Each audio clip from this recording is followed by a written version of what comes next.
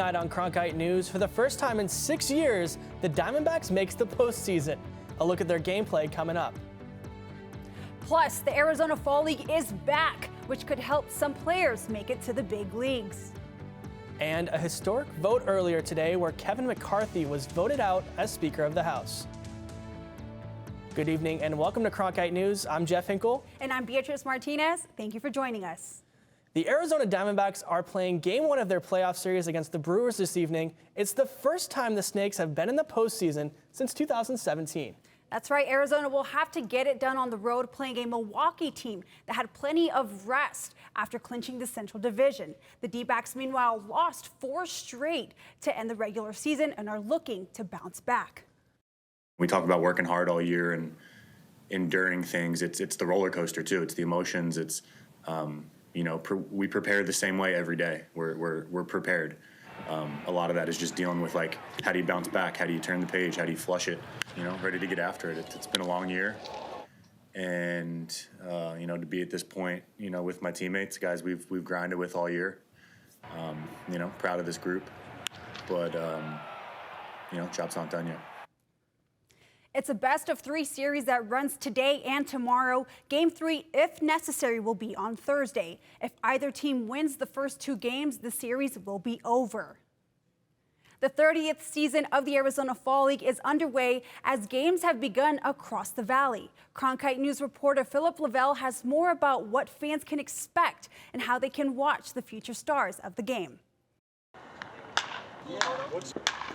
Each year, every Major League Baseball team selects 7 of their top prospects to play in the Arizona Fall League.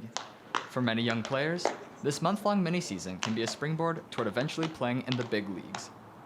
Nearly 60% of Fall Leaguers make a Major League roster. A few of the notable Arizona Fall League alumni include Derek Jeter, Mike Trout, Bryce Harper, and Aaron Judge. They're very talented young players, prospects in each organization, and it should be a lot of fun to come out and definitely see the young talent. A lot of these guys will probably be in the big leagues very, very soon. The Arizona Fall League is comprised of 6 teams with 35 players on each roster. The athletes and coaches will have plenty of time to showcase their skills to scouts and to fans across the 30-game season. I'm pretty excited to represent Arizona and, hopefully be with the big league squad within the next, year or so. You look around and you see all these guys that were first rounders or, top guys in college. So I see it as motivation. Like, I'm almost there. Like, if I perform good in this, then it's definitely an eye opener. So. Ivan Melendez and the 6 other Diamondbacks prospects are playing for the Salt River Rafters. The other 5 teams in the Arizona Fall League are the Scorpions, the Solar Sox, the Desert Dogs, the Javelinas, and the Saguaros. The club names were all picked by Major League Baseball as a reflection of the Southwest. In Scottsdale, Philip Level, Cronkite News. ASU is gearing up for its big matchup this weekend against Colorado, and while the team may say it's just another game, the Buffaloes are the must-see team to watch. So far this year, they've played in the week's most-watched college football game in 4 of the last 5 weeks. So a lot of attention could be on this tilt in Tempe. Kenny Dillingham's squad still looking for its first Pac-12 win of the season. Colorado is trying to bounce back from 2 straight losses. There will be a huge crowd on hand at Mountain America Stadium for this one. But despite the hype Colorado brings with it, Dillingham is making sure the Sun Devils are focused on themselves.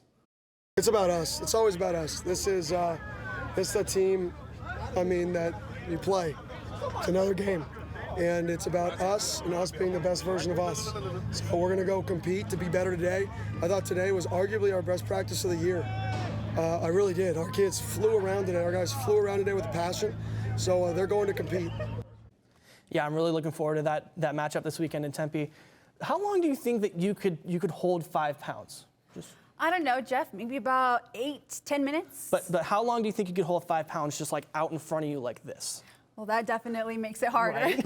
Well, the sport of stein holding turns those hypothetical questions into real ones. Cronkite News reporter Evan Reiser reports on the competition that requires strength and endurance while not spilling a drop. Have you ever wondered how long you can hold 32 ounces of beer? The German sport of stein holding answers that question right here in Tempe.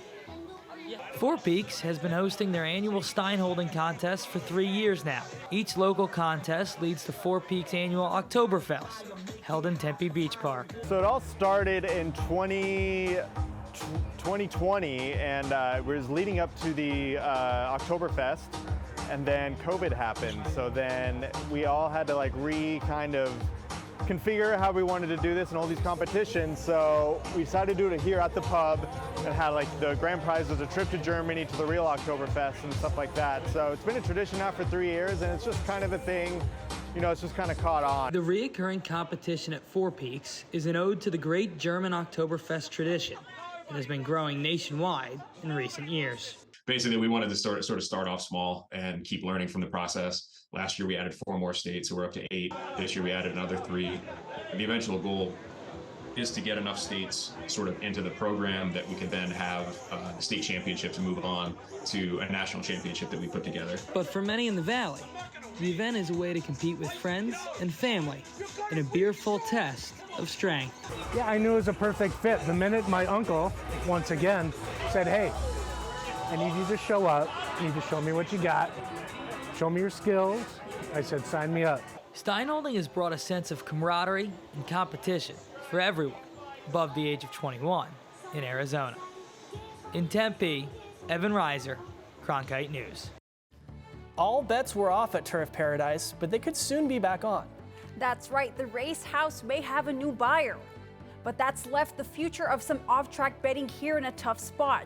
We'll explain why next. And we're not quite done with the 100-degree weather just yet. Your forecast is also up next.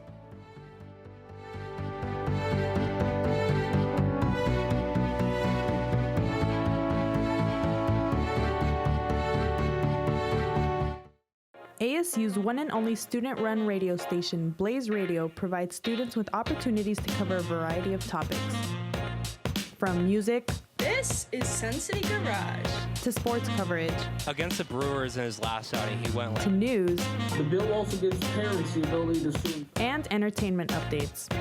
Blaze Radio offers a fun environment to gain valuable broadcast experience. To find out more, visit blazeradioonline.com. The Walter Cronkite School of Journalism and Mass Communications Phoenix Sports Bureau provides students with hands-on learning experiences and opportunities in sports journalism. From covering local high schools, colleges, and the pros, students get the opportunity to go live from our Facebook shows covering local, collegiate, and pro sports in the Valley. From digital reporting, broadcast, social media, and producing, there's opportunities for all. For more, go to cronkitenews.azpbs.org. This is CN to Go. I'm Emily Olson with your Wednesday news briefing. Do you want to create innovative content for Cronkite News? Do you enjoy listening to podcasts? Then CN to Go is for you. Cronkite News to Go is a podcast where students cover the latest headlines. Students become audio producers and hosts and will learn how to write, record, and edit stories. You can listen to the latest episodes on these platforms. Did you know newsrooms today are looking for bilingual journalists? Cronkite Noticias prepares you to cover diverse communities. In Cronkite Noticias, you will obtain an unforgettable experience. Nopales como este van a tumbar. Cronkite Noticias. And develop your skills with the latest technology.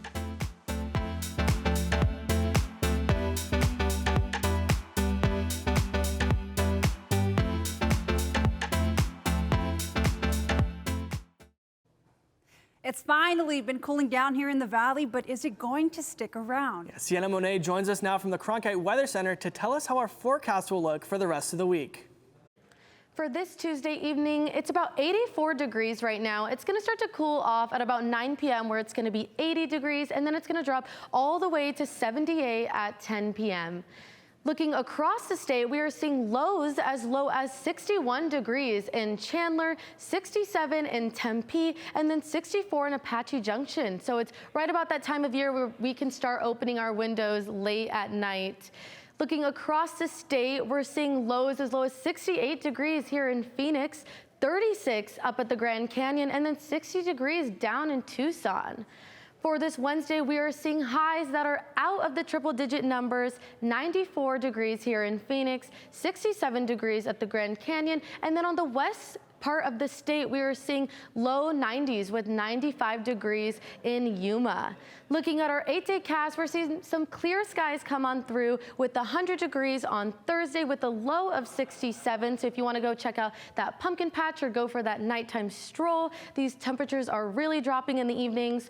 Looking into the weekend, though, we are seeing 103 degrees as our high on Friday with some clouds moving on through, and then 101 degrees on Saturday. It's going to be 99 degrees on Sunday with a low of 76, and we're seeing some clouds stay for the weekend. Looking into next week, we're going to see some clear skies with a high of 93 degrees on Wednesday and some more clouds coming on through. Sienna Monet from the Cronkite Weather Center, back to you. Welcome back. As the potential sale of Turf Paradise looms, the uncertainty surrounding the track's future leaves off-track betting sites, or OTBs, in Arizona in an uncomfortable position. The Arizona Horsemen's Benevolent and Protective Association, an organization representing horsemen in the state, decided to extend simulcast races for wagering until November 12th. As the situation remains fluid, OTBs are left wondering how long people are going to be able to wager on the sport in their establishments. These sites, many of them restaurants and bars, profit from the patrons looking to place their bets on horse races nationwide.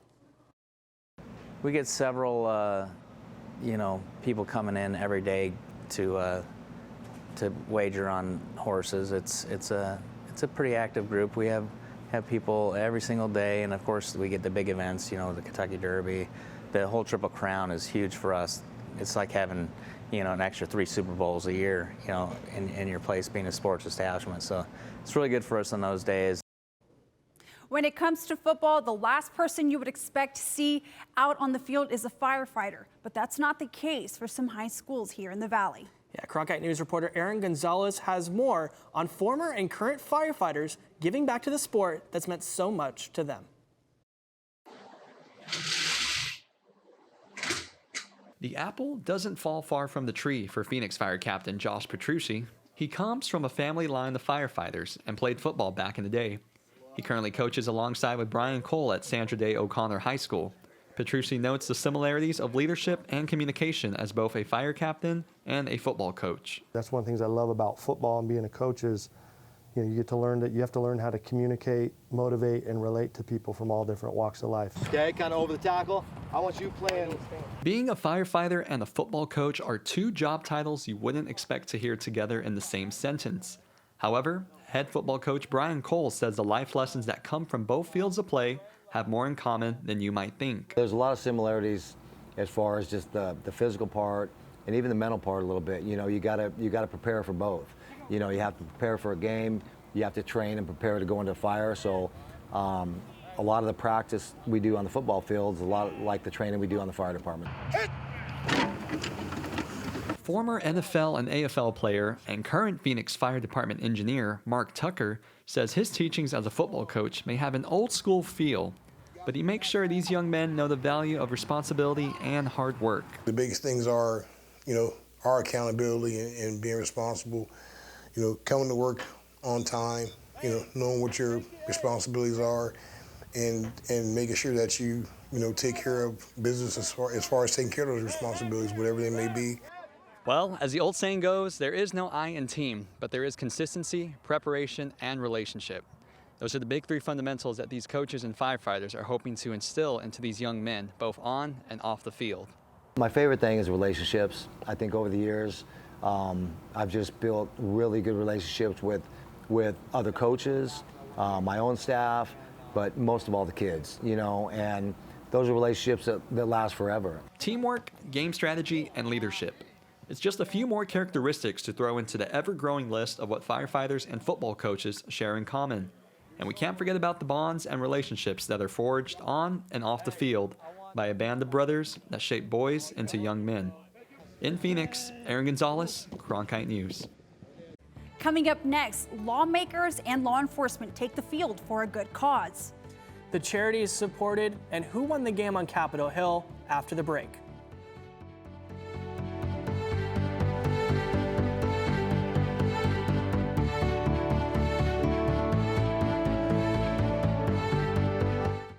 ASU's one and only student-run radio station, Blaze Radio, provides students with opportunities to cover a variety of topics.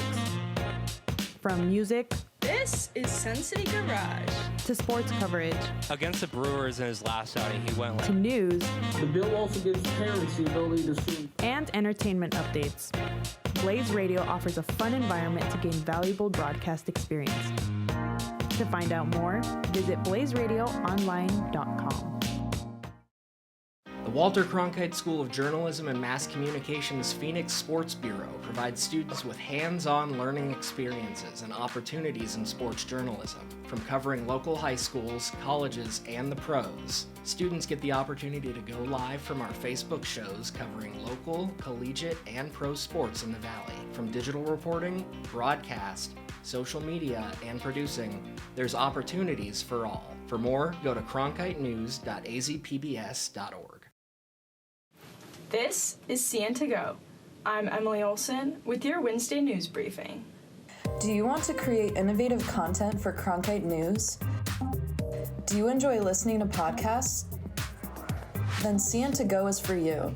Cronkite News to Go is a podcast where students cover the latest headlines. Students become audio producers and hosts and will learn how to write, record, and edit stories. You can listen to the latest episodes on these platforms. Did you know newsrooms today are looking for bilingual journalists? Cronkite Noticias prepares you to cover diverse communities. In Cronkite Noticias, you will obtain an unforgettable experience Pales como este van a tumbar. Cronkite Noticias. and develop your skills with the latest technology.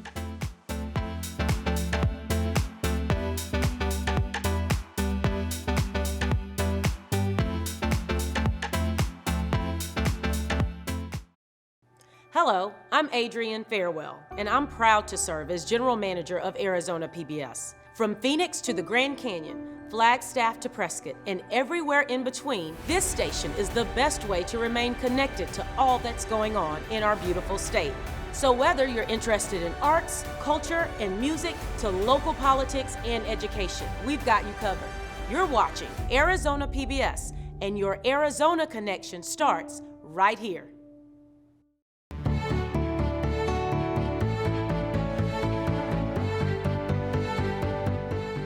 Good evening and welcome back. I'm Kenji Ito with Cronkite News, and here are the latest headlines.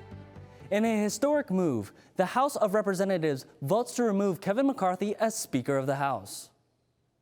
On this vote, the yeas are 216, the nays are 210. The resolution is adopted. Without objection, the motion to reconsider is laid on the table. The office of Speaker of the House of the United States House of Representatives is hereby declared vacant. This is the first time in U.S. history a Speaker was removed by the House. Representative Matt Gaetz of Florida offered the official motion to vacate, as Kevin McCarthy has been criticized by far-right House members. Most Democrats joined 8 Republicans in ending McCarthy's speakership.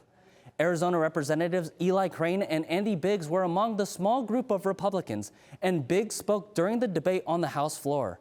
Among other topics, Biggs spoke about the spending bills and calendar set for the House.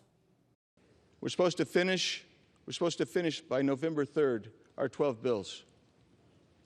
By November 17th, that's when we're supposed to see that the conference committees have come together, both sides, and we've resolved this. I don't believe that that's going to happen. That's why I can't support the Speaker any longer. I'll be voting for the motion to vacate. Yield back. President Biden's son Hunter pleaded not guilty to federal gun charges in Delaware Tuesday morning. The hearing lasted just 19 minutes. This is the first time the child of a sitting president has been in court to fight criminal charges. The charges come from a 2018 gun purchase while Hunter Biden was allegedly using illegal drugs. He is also charged with 2 counts of making false statements, as prosecutors say he lied on a federal form when buying a gun. And former President Donald Trump was in court again today for day 2 of his civil fraud trial. The New York Attorney General Office is charging Trump, his sons, and Trump's organization executives. Trump told reporters that he intends to testify at some point during the trial. He is on the witness list for both the state and his own defense. Congress has spent weeks locked up in a budget battle, but the ongoing sparring on Capitol Hill doesn't mean that lawmakers weren't able to come together for a good cause, as Alexandria Cullen tells us from our Washington bureau. A couple blocks north of here, Republicans and Democrats were still battling over a budget on Capitol Hill. But here at Audi Stadium, lawmakers were all on the same team. To the members, it's hats off because they're running from right here to go up on the Hill to the vote. And they came late because they had to vote. They're doing what they're supposed to do. Ken Harvey's comments came during the 14th annual congressional football game Thursday, which this year started just hours after one budget vote in the House and ended shortly before another. Harvey and another former Arizona Cardinal teammate, John Booty, teamed up again to coach the Mean Machine, the fearsome name for a collection of middle-aged lawmakers who faced off in a flag football game against a Capitol Police team.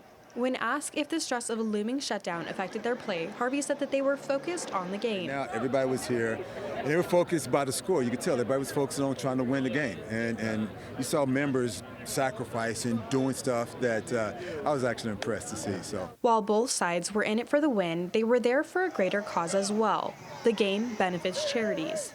We're here for the charity. It's for the great cause. You know, the Congressional football game is for the Congressional Memorial Fund, IA Advantage for Kids, our military kids, the Boys and Girls Club. We had a great time for the Boys and Girls Club, and I think the members saw that too. So. Harvey said the players' dedication to all their obligations on the Hill and on the field were admirable. We just told them, you want to win this one, you got to focus on it. And it's not going to be just offense or just the defense. It's everybody working together, which is the message we've been trying to preach throughout. Despite working together on the field, lawmakers lost 16-14, their 13th loss in 14 games against the Capitol Police. It's not clear if they carried that teamwork back to the Hill with them, but lawmakers were able to avoid a shutdown with a bipartisan vote 2 days later. In Washington, Alexandria Cullen, Cronkite News. Representative Juan Ciscomani of Tucson was scheduled to play for the Mean Machine, but his office today told us that time changes for House votes Thursday forced him to skip the game.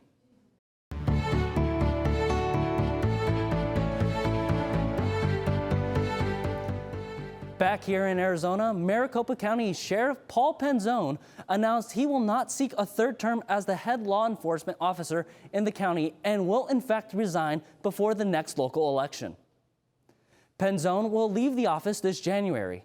The Maricopa County Board of Supervisors will determine the process to fill the position until next year's election.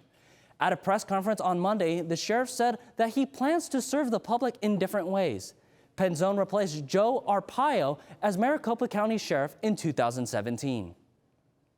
Governor Katie Hobbs says she's canceling the lease for a company that's been growing alfalfa here in Arizona. The company is actually owned by the Saudis. The company used the state's groundwater to grow the alfalfa before shipping it back to Saudi Arabia, but it reportedly doesn't pay for using the water. Governor Katie Hobbs calls it, in quote, unacceptable, and says 3 other leases with the company will not be renewed when they expire in February 2024. And that's it for our headlines today. In the newsroom, I'm Kenji Ito, Cronkite News. Now back to Beatrice and Jeff at the desk. Thanks, Kenji. Coming up next, 3 years after her death, the American icon is being remembered. The U.S. Postal Service just unveiled a new forever stamp in her honor.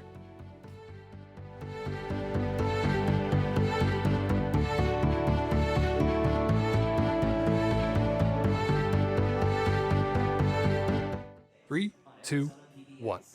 Cronkite News. Get real professional experience in areas such as reporting, broadcast editing, and behind-the-scenes production, such as technical director and audio. Kill the mics.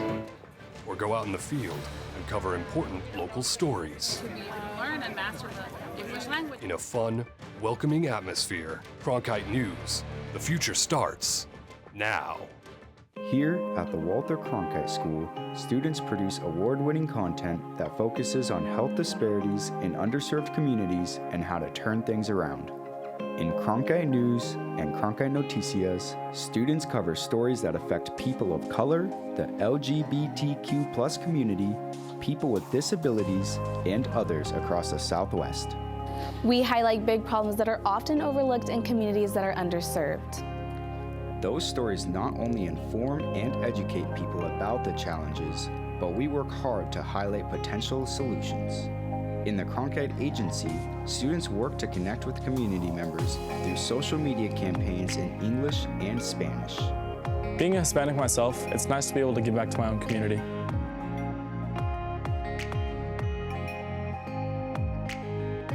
Find more of our health coverage at cronkitenews.azpbs.org. Hours after the Supreme Court opened its new term, the U.S. Postal Service shared a new stamp to honor late Supreme Court Justice Ruth Bader Ginsburg. The stamp was officially released on Monday after being announced in October 2022. Ginsburg's granddaughter said she would have been thrilled by the Postal Service's honor. Supreme Court Chief Justice John Roberts said the new stamp honors an outstanding American and eminent jurist. Ginsburg is the 14th Supreme Court justice to be honored with a stamp. Well, that's it for Cronkite News today. Thanks for joining us. And to see top Arizona stories anytime, log on to cronkitenews.azpbs.org.